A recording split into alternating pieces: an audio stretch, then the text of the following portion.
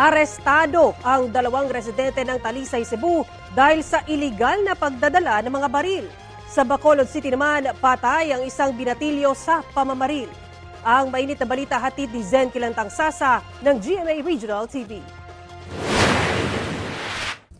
Dead on arrival sa ospital ang isang binatilyo matapos barilin sa ulo sa Bacolod City.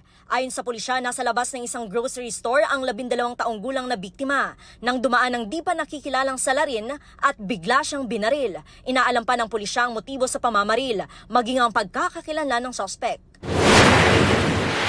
Sugatan ng isang magsasaka matapos tagain ng kanyang kaanak sa Miagao, Iloilo.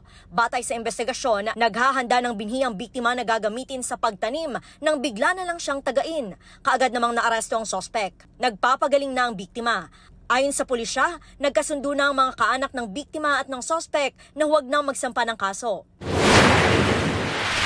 Dalawang residente ng Talisay, Cebu ang inaresto dahil sa pagdadala ng armas. Nakumpiska sa kanila ang 2 baril na may kargang mga bala.